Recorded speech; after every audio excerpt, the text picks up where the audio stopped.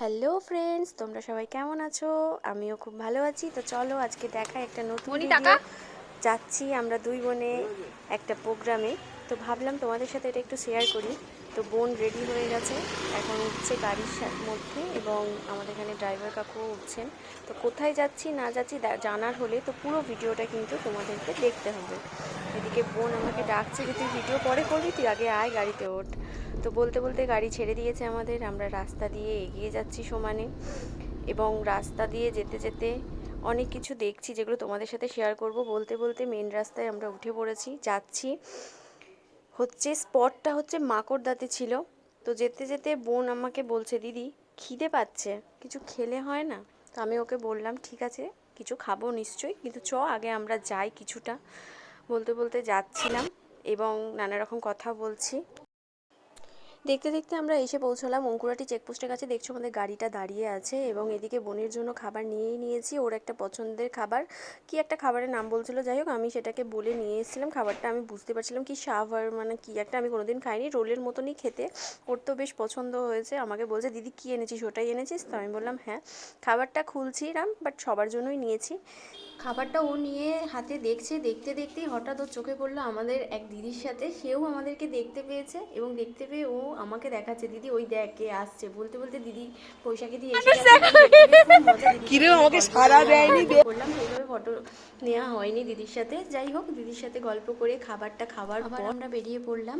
তো যাই হোক, অনেকটা দূরেই, যতই বলা হোক মাকড়দা, কিন্তু প্রপার মাকড়দা নয়, অনেকটা ভেতরে ছিল। রাস্তা খুঁজে পাচ্ছিলাম না, আমরা বারবার ফোন করছিলাম যে কতটা রাস্তা দিয়ে যাচ্ছি, শুধু গলি গলি। তো যেতে যেতে অনেকটাই আমাদের প্রায় সময় লেগে গেছিলো, তোমরা দেখতেই পাচ্ছ। সো আমরা যাচ্ছি সমানে, অনেক মানে কি বলবো, ভিতরে ভিতরে রাস্তা ছিল। বোন একটু রেগে যাচ্ছিলো মাঝখানটা, কিন্তু আবার ওকে বললাম ছাড়, রাগারাগি করিস না, যখন আমাদের আসতেই হবে তো যেতে তো হবে। তো শেষমেশ আমরা এত খোঁজাখুঁজি করার আমরা পৌঁছেই গেছি। তো ওরা অনেক হেল্পফুল, প্রচুর হেল্প করেছে আমাদেরকে, পুরোটা মানে অনেক সাহায্য করেছে। আমরা এসে গ্রিন রুমে বসলাম। তো মা আর বোন দুজনে একটু কথা বলছিল। তো বোন একটু মায়ের উপর রাগারাগি করছিল, কারণ অনেকটা দেরি হয়ে মা ওখানে আগে থেকেই ছিল, কারণ আমাদের ফার্স্ট ব্যান্ডটা মা নিয়ে গেছিলো। তো মা ওখানে প্রেজেন্ট ছিল, মাই ওখানে কোঅর্ডিনেটর। তো বোন সেটাই বলছে যে তুমি কেন এত দেরি করলে। যাই হোক আমরা এবার একটু জল টল খেয়ে নিলাম, অনেকক্ষণ ধরে বসে আছি। তো এদিকে প্রোগ্রাম মোটামুটি শুরুই অনেকক্ষণ আগে সমস্ত প্রোগ্রাম চলছে। আমিও একটু দাঁড়িয়ে দাঁড়িয়ে দেখছিলাম, একটু ভিডিও করছিলাম, বেশ ভালোই লাগছিলো বেশ এদের সমস্ত কিছু পারফরমেন্স দেখতে। তো যাই হোক, সমস্ত কিছু দেখার পর অনেকটা সময় কাটালাম, বেশ ভালোই মজা করলাম এদের পারফরমেন্স দেখছি। এবং বলতে বলতে বোন স্টেজে উঠে পড়েছে এবং শুরু হলো বোনের পারফরমেন্স।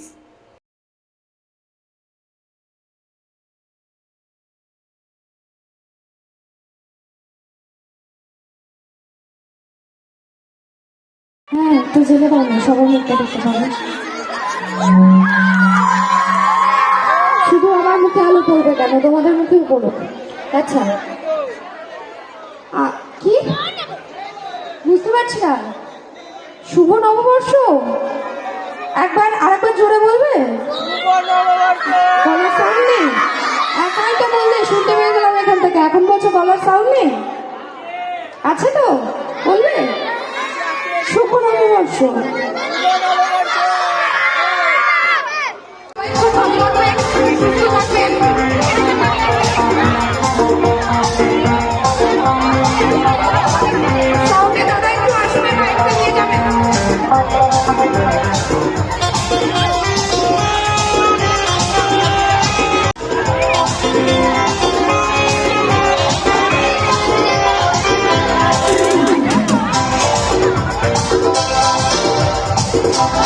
সত্যি খুব ভালোভাবে মজা করেছি, ভালোভাবে অনুষ্ঠানটা সম্পূর্ণ করেছি। এবার আমরা বাড়ির দিকে ফিরছিলাম, অনেকটাই রাত হয়ে গেছে।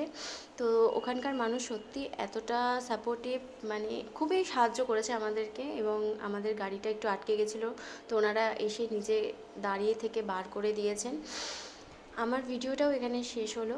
তো তোমরা জানিও কেমন হয়েছে ভিডিওটা, এবং এইভাবে আমার পাশে থেকো যাতে আমি নেক্সট আরও ভালো ভালো ভিডিও করে তোমাদের সামনে আনতে পারি।